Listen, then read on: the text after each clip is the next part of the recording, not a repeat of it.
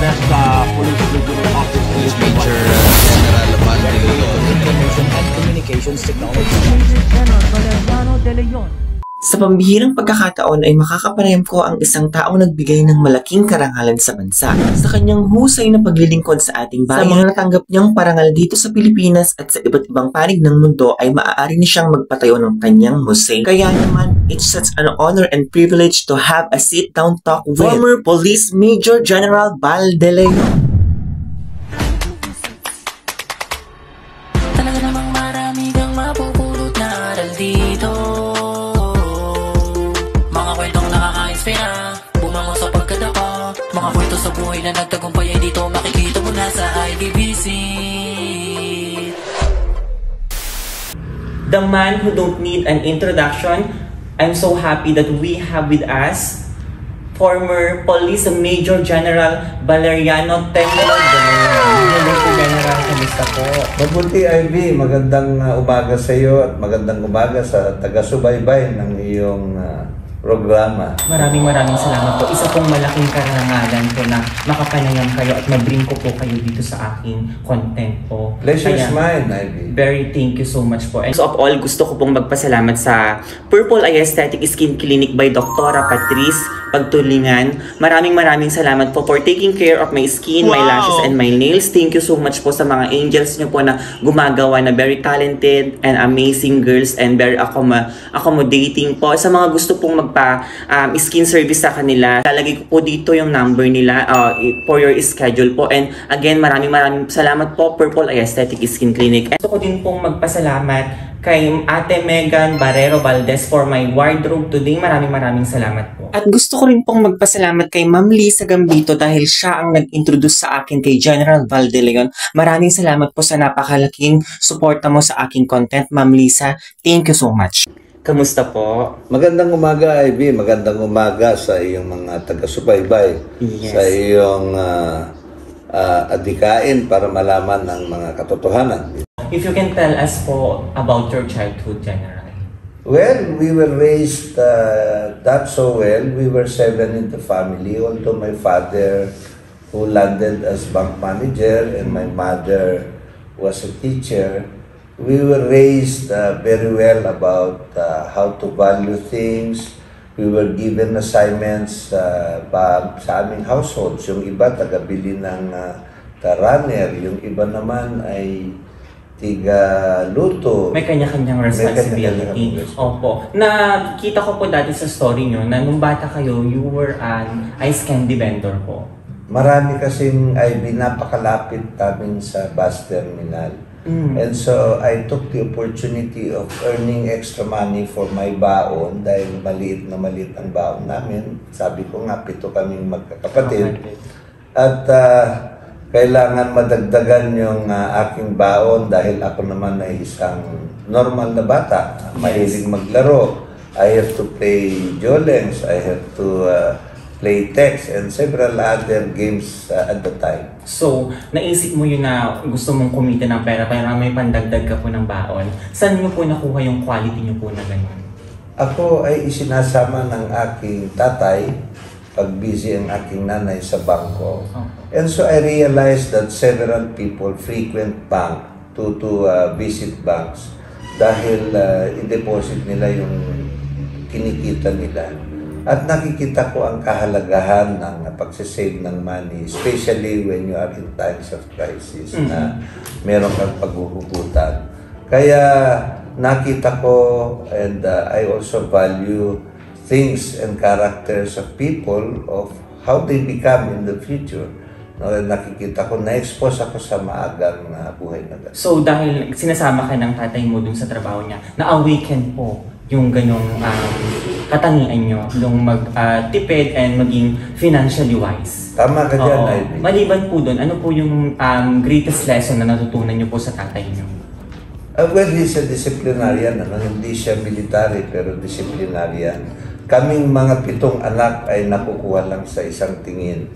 And we all know that we really have to respect each other dahil yung aking mga ate ay nag-aaral.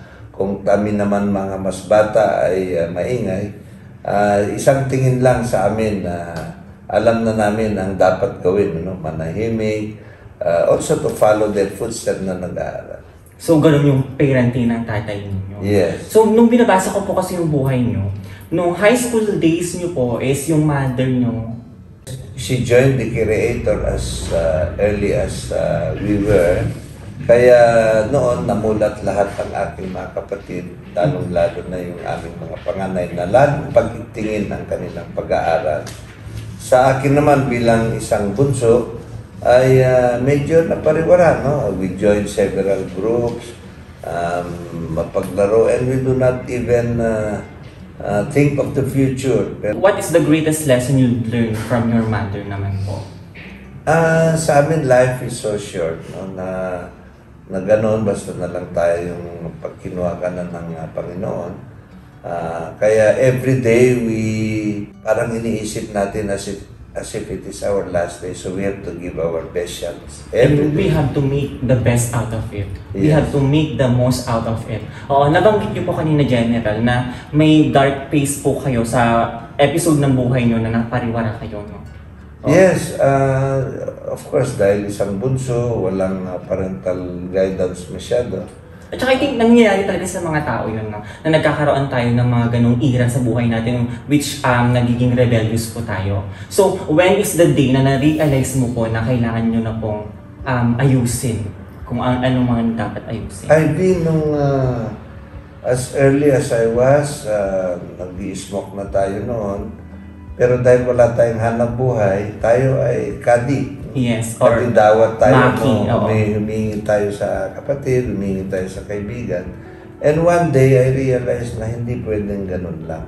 At sinabayan ito ng isang opportunity to take the entrance examination. Na sa palagay ko, ay isang magandang opportunity dahil ang pagiging isang kadete sa Philippine Military Academy ay bibihisan ka, pag-aaralin ka, sisweldohan ka. And if time comes, nag-graduate ka, mako-commission ka as officer, Yes. and you do not have to look for a job. They will look for a job for you. Either they will assign you in Batanes or in Holo. Pero nung binabasa ko po kasi yung buhay nyo, nung nag-entrance exam po kayo ng PNP, is 15 years old lang kayo. At nakapasa kayo, but you got disqualified. Kasi Ivy, ang underage. aking nanay ay isang guro. Kaya pasama-sama tayo. Uso pa ang saling pusa. Yes. Kaya natapos ko ang aking pagiging kinder, grade 1, and as early as 15 years old, nakatapos po ako ng high school. But when I took the exam, upon scrutiny of my birth certificate, ako ay pinauwi ng PMA board. Yes. Dahil ako ay isang underage. Kaya naipagpatuloy ko ang aking engineering sa St. Louis College. Pero nung bata po kayo, ano po yung pangarap nyo, General? Gusto nyo po ba talagang pumasok na sa PNP or maging PNP? Almost wala, Ivy. Sabi ko nga, bilang isang bunso, I do not have to elaborate, pero bilang isang bunso and the mother died.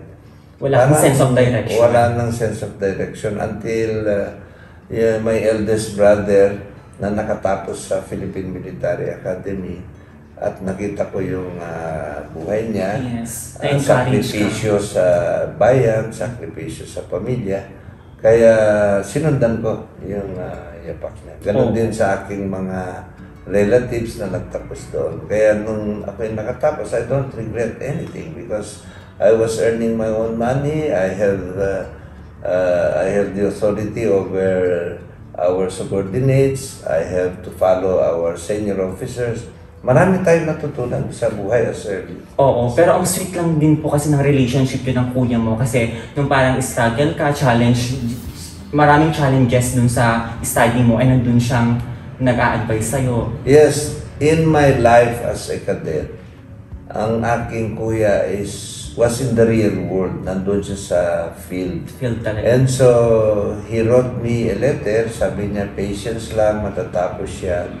At isa sa pinakamahalaga ng kanyang sulat ay observe and respect our honor system because that will survive you in the military academy. And very effective naman yung advice niya. And Yes. yung the determination and yung talagang gustong-gusto mo din na maging part of PNP, natapos mo po yung Yes. kursong ito. We started 350 as the original class and out of that, 79 lang kami. Wow, nagtapos. talaga namang So, survival of the fittest. Yes. So, after po ng retirement ninyo, nung nakauwi na po kayo, how was the feeling po? masaya dahil I have to recover the lost time with my family. Almost always, especially during season, hindi natin sila nakakasama dahil duty. Tayo nung mga yun. Kung hindi duty, malayo tayo. Sa iba't ibang panig kayo ng... Kaya ngayon, I love being with them and I'm recovering. Kaya lang sa ating pagiging membro sa community bilang isang ordinary citizen, parang gusto pa nating maglingkod. No? Yes. Parang kulang pa. Although 38 years is more than enough. So, sa bahay naman po, kamusta naman po kayo bilang isang tatay sa mga anak ninyo? I cannot impose the same discipline as we were raised. Because I have a small family compared to where I grew, ito kami. At nung araw, kami naman ay naglalaro sa kalsada. Ang mga kabataan ngayon, they play their gadgets. So, sa bahay na lang sila. As a father, I have to also limit whatever is for them. Kasi sabi ko, kailangan ninyong you have to socialize also. No? Kasi ang mga kabataan ngayon, they socialize themselves through gadgets. Na-expose na sila sa gadgets, oo. At saka pag minsan ay hindi na rin maganda yung epekto nito. Opo. What is your stand about that? Ang ating mundong ginagalawan continue to evolve for development. Ngayon, ang mga kabataan, what is good about it is multitasking sila ngayon. They can do their assignment while watching a TikTok, while eating, or while even listening to the parents' instruction or lessons. Kaya, meron din maganda. Anything in this world is good except when you overdo it. So dapat, think before you click. Yeah. Oo. Ano yung palagi yung sinasabi sa kanila? Sabi ko, you have to dream of a better life. No? Kung ako maibigay ko man ang edukasyon na gusto ninyo, I hope that one day it will serve you right in raising a family, more so that you set a good example to later on in your family. Kasi lalong-lalo ng edukasyon.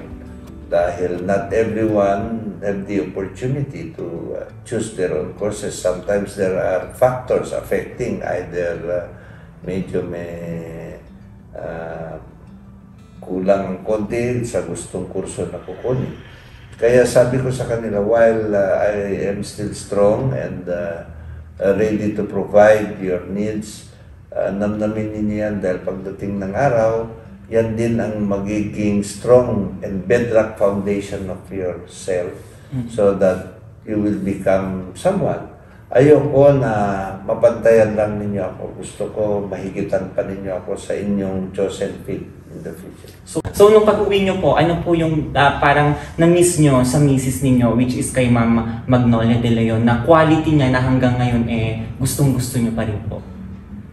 Ang aking may bahay ay isang simpleng tao at siya naman ay gumagawa ng running her own business at nakikita ko rin yung kanyang sakripisyo, especially nung wala ako. Kaya minsan ako ay sumusundo sa mga bata o sa kanya at nakikita ko ang how she also divided her time in my absence, doing the household chores, the directing our mga kasama sa bahay, cleaning the house, tinitingnan yung mga uniforme nila kung maayos ba. And even the businesses. Yes, tatakbo siya sa business niya, make sure that everything is clean, everything is in order, everything is compliant.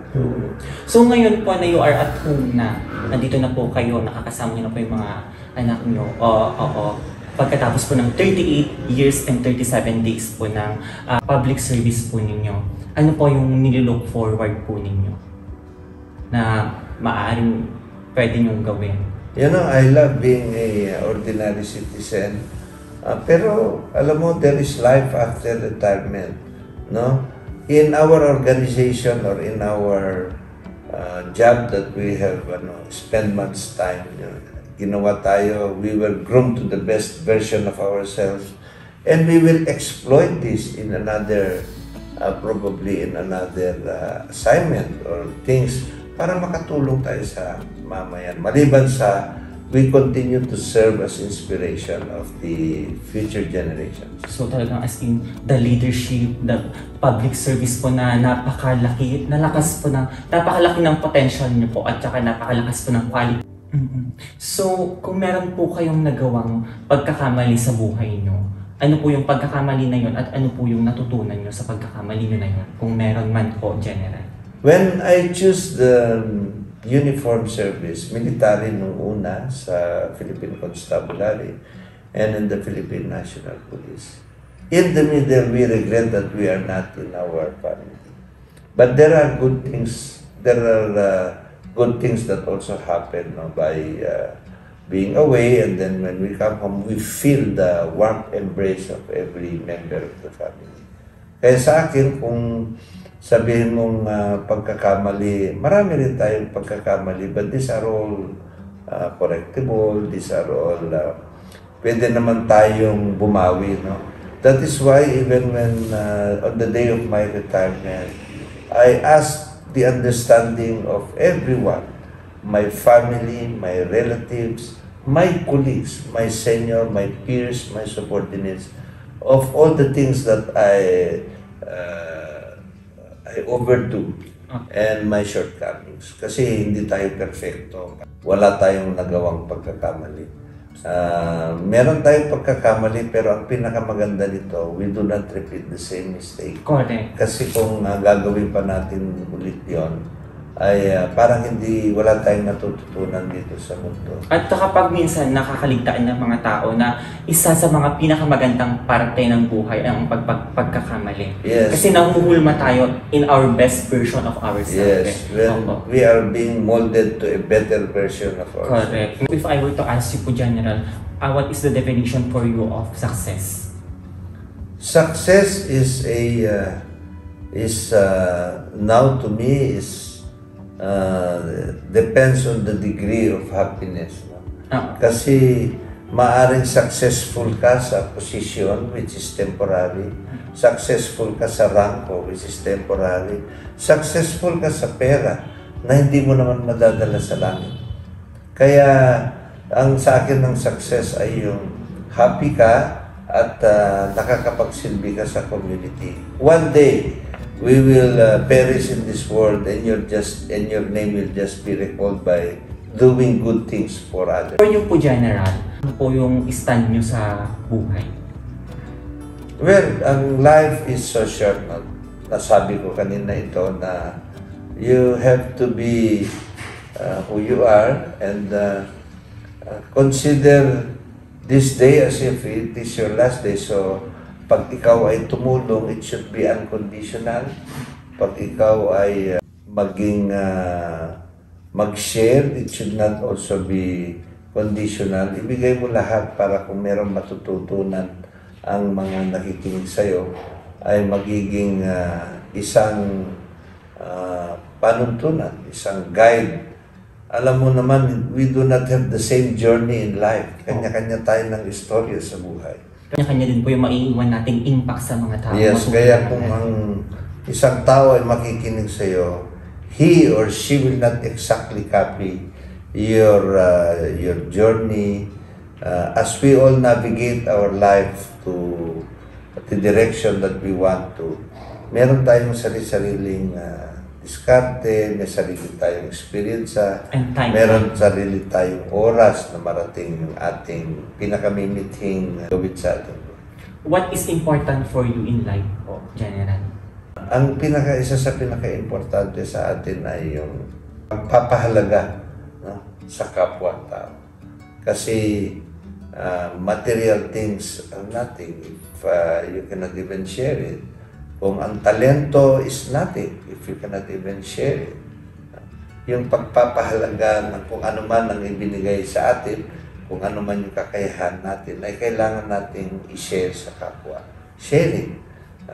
It's one of the most important thing na pwede natin gawin sa ating buhay para tayo maging masaya. I remember one homily na ang sabi, ang ating kasiyahan does not end having money, does not having material things. It does not end when you surpass your competitors. No? It ends when you share. You can share what the things you have in life. A B-Medal police officer, General De Leon was also adjudged several awards and recognition for his continuous excellence in the service for the past 30 years. Recipient of more than 100 police medals and citations to include Medalya ng Kagalingan, Medalya ng Katapatan sa Paglilingkod, Medalya ng Katangi-tanging Gawa, Medalya ng Mabuting Asal, Junior Officer of the Year nationwide in 2001, Medalya ng Paglilingkod sa Santo Papa, Medalya ng Kasanayan awarded by the former Chief PNP Police Director General Ronald Bato de la Rosa as Chief FEO for the LTOP online system, Medalya ng Paglilingkod sa Luzon, Visayas, and Mindanao, Best Senior Police Commissioned Officer of the Year for Administration, Motorcycle Rider Badge pinned by no less than our former President Rodrigo Duterte in Davao in 2016. Outstanding Achievement Award by Police Cavaliers Association Incorporated. Chairman of the Police Cavaliers Association Incorporated in the year 2022 to 2023. Ladies and gentlemen, our public servant for 38 years and 37 days, Police Major General Valeriano Val Bebot Templo de Leon. For 38 years and 37 days po in your service dun sa trabaho nyo sa pagiging Police Major General, what was the most unforgettable po na experience ninyo? Almost every rank or almost every assignments, meron akong mga exciting things na nangyayari sa akin. No? Experiences in Luzon, Visayas, and Mindanao. Yes. But if I look back of what happened is when I was able to balance my life in the uniform service and being a father to our children. Kasi sa ngayon, I would be proud to say that I have raised one doctor and upcoming pilot. No? So, yes, sana they will be successful, much successful in their chosen career. So, in the 38 years and 37 days din po na nasa public service po kayo, ano po yung pinaka-greatest part of being a public servant? Sabi ko nga, almost lahat no, ay mahalaga sa akin. I believe that in the uniform service, especially in the Philippine National Police, ang core function kasi niyan ay mag-prevent ng crime sa ating komunidad. Yes. And the second one, if we cannot prevent the crime, then we solve the crime. Sa akin, I have proven my worth in my humble contribution to the organization, being the best junior officer in the investigation. The leadership. And of course, naging best din tayo sa operations. Kaya in both two core function of a police officer na natin yan. Na-prove din natin. At nung bago tayo nag-bow out sa service 7 years before I retire, we were also recognized by the President of the Philippines of being the best senior police commissioned officer. Kaya ako, masaya tayo, no? Nakapag-iwan tayo ng isang inspirasyon sa aking pinakamamahal na organization. Oo. And isa kang magiting na leader. Opo. For you po, what is the definition of a good leader?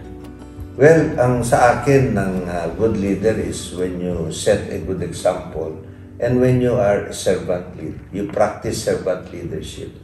Kailangan alam mo yung itinadirect mo sa kanila, yung itinuturo mo. You must also have the know-how of how to do it. Hindi lang tayo basta-basta nagbibigay ng instruction o nagbibigay ng direktiba. Okay. Alam natin din yung ginagawa natin. Servant leadership is, of course, when you help the people to also rise. Hindi lang pwedeng ikaw. Alam mo, marami tayong napuntahan na lugar at ang mga iba dyan, sila na lang ng sila because they wanted to,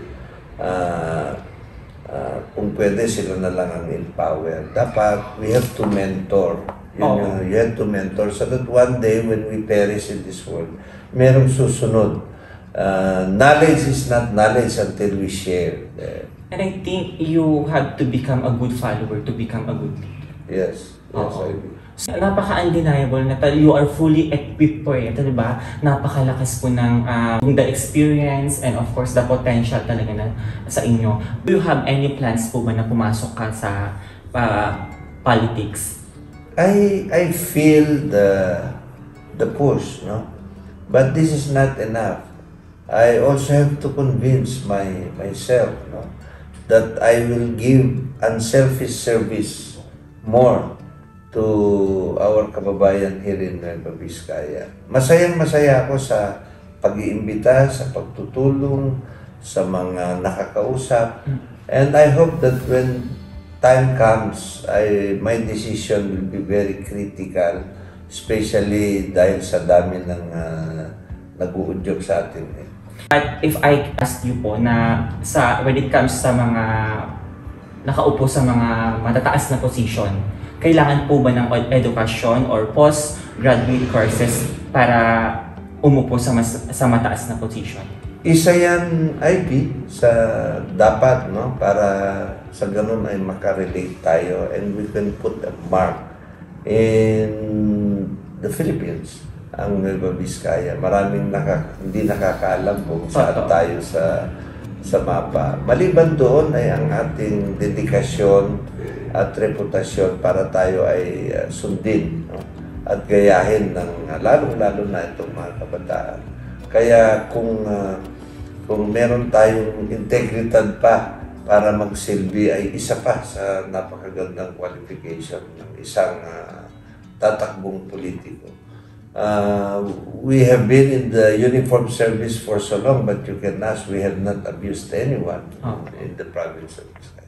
So nakikita ko po si General ngayon na andito na po kayo sa Vizcaya, sobra po yung approach and overwhelming po yung pag-welcome sa inyo ng mga tao kasi nakita ko talaga na i-invite kayo sa mga reunion, such an event. Ano po sa pakiramdam? Ako I am overwhelmed actually dahil kabataan tulad ng when I spoke before 1,800 students and they were inspired of our achievement. I was also invited in several fora tulad ng ating kaibigan sa media, kaibigan sa DepEd, kaibigan sa mga teachers, sa parents, at lalong-lalo na sa mga senior citizens na ako ay naiimbitahan.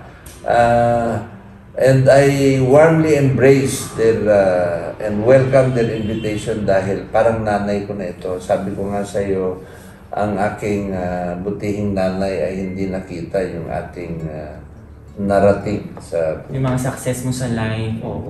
So, General, ano po yung pinakamahalagang katangian ng isang leader para magkaroon siya ng maganda at maunlad na komunidad? Ang experience natin sa buhay ay isang tibay para ikaw ay makagawa ng mabuti sa ating community. Dahil while one of the best lessons is our experience, yung teorya, yung iyong pag-aaral, yung iyong kinagisnan, yung iyong mga exposure sa iba't ibang panig ng lugar can also be adapted and introduced. You can introduce a innovation para we can change for the better. Hindi tayo dapat na-stymie sa isang nagisnan. We all know that there is a better version of this. We can change for the better.